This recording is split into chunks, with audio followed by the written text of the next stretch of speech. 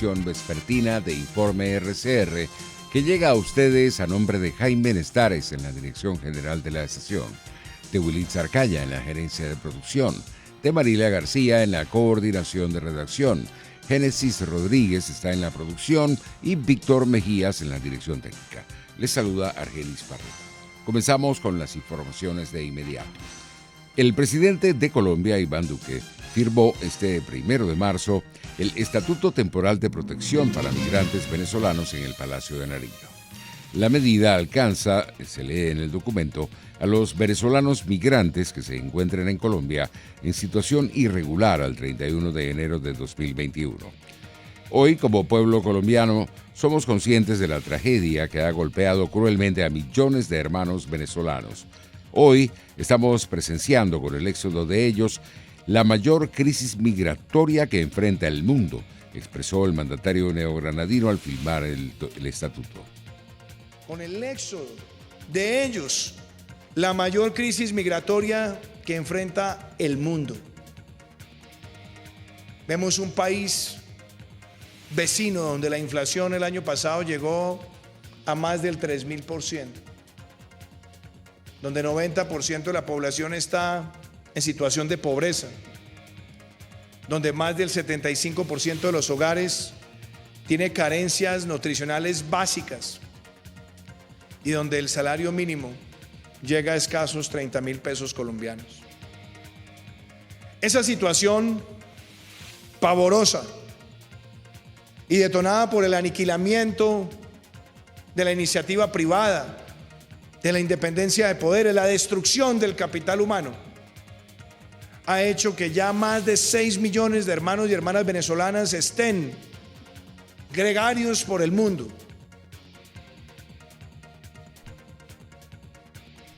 El presidente colombiano destacó que a pesar de sus dimensiones, la crisis migratoria venezolana no ha tenido la misma atención de la comunidad internacional que sí han tenido los éxodos en Siria o Sudán del Sur.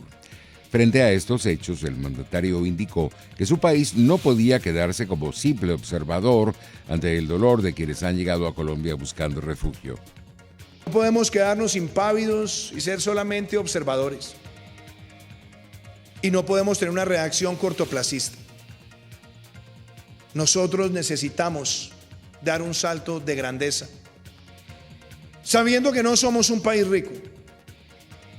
Pero eso no nos limita ni en la fraternidad, ni en el reconocimiento del dolor de quienes llegan y han llegado a nuestro territorio con frío en los huesos, con hambre, con desolación, y que buscan un refugio. En palabras del director de la Oficina de Migración en el vecino país, Juan Francisco Espinosa, el Estatuto de Protección Temporal es la manera como Colombia afronta una dictadura como la venezolana y acoge a millones de refugiados. Una gran fase de implementación que nos ocupará durante varios años, pero mediante el cual podremos generar oportunidades a casi 1.8 millones de venezolanos que tenemos en territorio nacional en un marco de posibilidades, de derechos, de obligaciones, con un crecimiento enorme de la nación colombiana. Esta es la forma como Colombia afronta una dictadura, como Colombia abraza personas, ayuda a niños, adultos mayores, personas en condiciones adversas y de la forma como construimos un país, una nación aún más grande. Por su parte, el alto comisionado para los refugiados de Naciones Unidas, Filippo Grandi, calificó como un hito histórico la iniciativa de Colombia para brindar protección a más de 1 millón de migrantes venezolanos que se encuentran en el país vecino. Esta iniciativa es una extraordinaria muestra de humanidad, compromiso con los derechos humanos y pragmatismo. Colombia acoge a más de 1.7 millones de personas refugiadas y migrantes venezolanas. Si bien más de 750.000 de ellos han logrado regularizar su situación mediante diversos tipos de permisos de estadías ofrecidos por el Estado colombiano.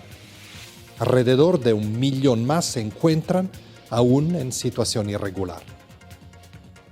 el Estatuto de Protección Temporal supondrá una diferencia fundamental en las vidas de estas personas.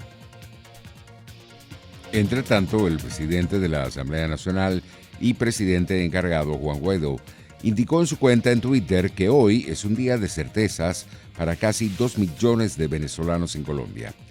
Presidente Iván Duque firma el decreto de estatutos de protección temporal para nuestros migrantes en el hermano país. Gracias, presidente Duque, por la valentía de enfrentar a la dictadura y luchar por la región, escribió el mandatario interino en sus redes sociales. Entre tanto, Edison Pereira, de 23 años de edad, será presentado ante la Fiscalía por el asesinato de su exnovia María José López, de 20 años. López y Pereira tenían 7 años de relación, pero ella decidió terminar por motivos que por ahora se desconocen. El día en que la mató, López quería ir a la casa de una amiga, pero Pereira insistió en que se vieran en su edificio. Cuando ella se quedó dormida, él buscó un cuchillo y la apuñaló hasta matarla. Por su parte, la diputada de Voluntad Popular, Manuela Bolívar, recordó que la semana pasada terminó con 7 feminicidios en el país. En una semana nos enteramos de 7 mujeres asesinadas por la violencia basada en género. Es urgente que nos movilicemos como sociedad en nuestros sectores, universidades y partidos contra la violencia de género, escribió la parlamentaria en su cuenta en Twitter. La organización Utopix informó que en Venezuela han ocurrido 273 femicidios entre enero de 2020 y enero de 2021. Por su parte, la integrante del movimiento Somos, Andrea Castillo, pidió poner fin al asesinato de mujeres en nuestro país. Dijimos el cese total de los feminicidios ocurridos en nuestro país en los últimos días, que han cobrado la vida de personas como la de Elianis Martínez, de solo 17 años. Todas ellas, muestras desgarradoras de cómo vivimos en una sociedad machista y desinteresada por cuidar el derecho más fundamental, que es el derecho a la vida. En materia internacional, el presidente de México, Andrés Manuel López Obrador, defendió la reforma del sector eléctrico en su país, que privilegia a la Comisión Federal de Electricidad en detrimento de las empresas privadas, sobre todo extranjeras y de renovables, y que constituye una apuesta a contracorriente del país norteamericano en beneficio del petróleo frente a las energías solar y eólica. La polémica reforma y la visión contra las energías verdes corren el riesgo de convertirse en la principal diferencia política del presidente mexicano Andrés Manuel López Obrador en su primera reunión este lunes con el presidente Joe Biden en una cara a cara clave para las relaciones bilaterales. Nosotros no nos metemos en asuntos que tienen que ver con los ciudadanos de Estados Unidos, porque no queremos que ellos ni ningún gobierno del mundo intervenga en asuntos que solo competen a los mexicanos. Así está en nuestra Constitución, en el artículo 89. Estaríamos violando la Constitución si permitimos, como lo han hecho en otros tiempos, que Por su parte, el presidente de Argentina, Alberto Fernández, se refirió este lunes durante su discurso en la apertura de sesiones extraordinarias del Congreso a la obligación de corregir errores en la campaña de vacunación después del escándalo por el suministro irregular de vacunas a personas afines al poder. Ningún gobierno de la Tierra se puede otorgar el privilegio de no cometer errores, pero todo gobierno sensible tiene la obligación de corregir esos errores para desterrar cualquier indicio de privilegios y falta de solidaridad, afirmó. Hemos iniciado el mayor operativo de vacunación de la historia argentina. Vamos a avanzar semana a semana en nuestro plan de vacunación.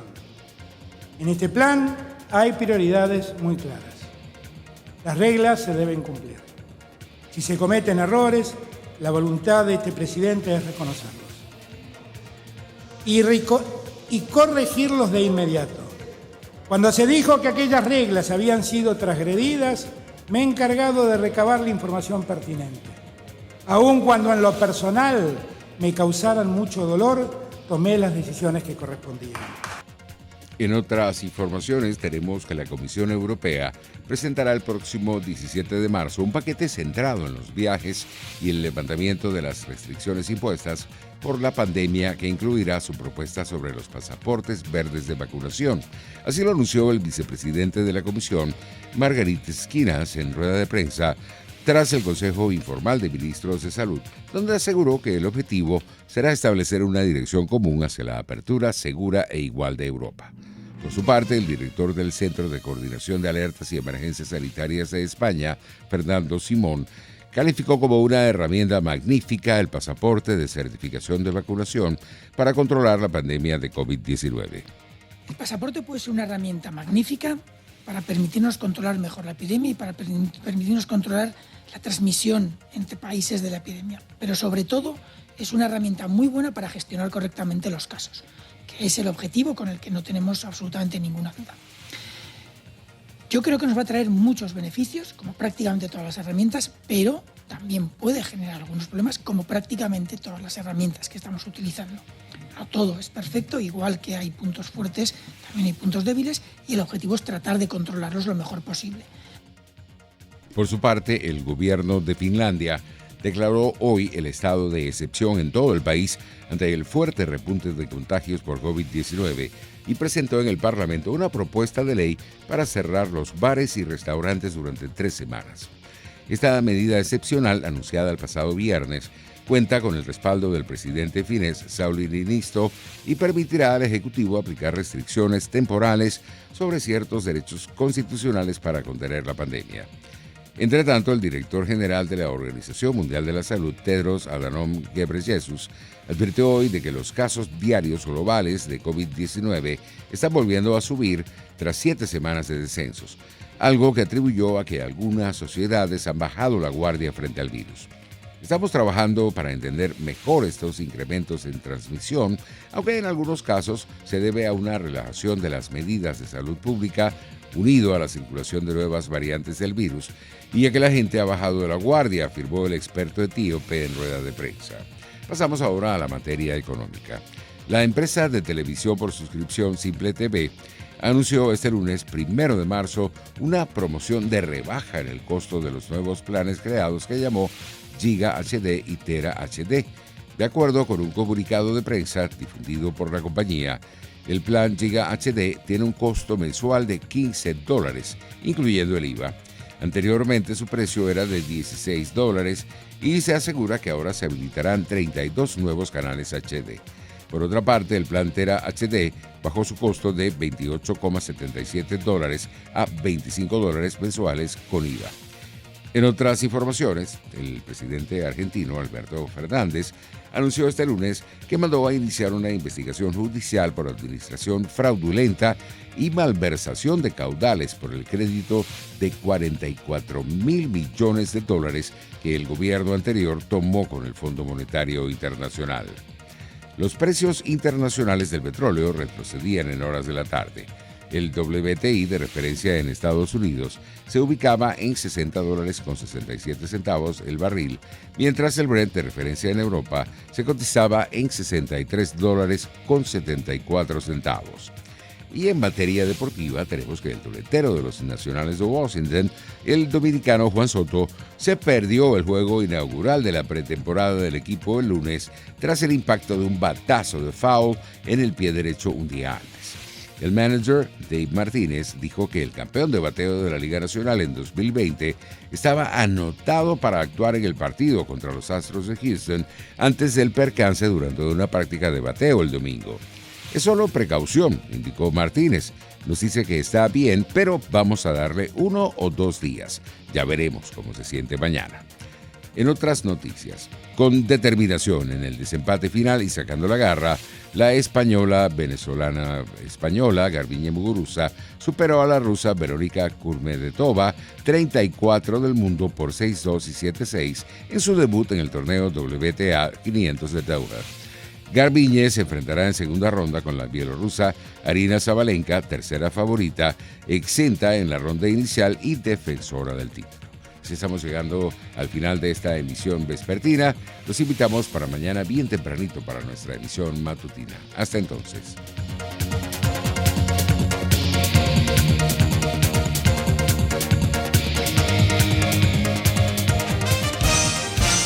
Hasta aquí este compacto noticioso.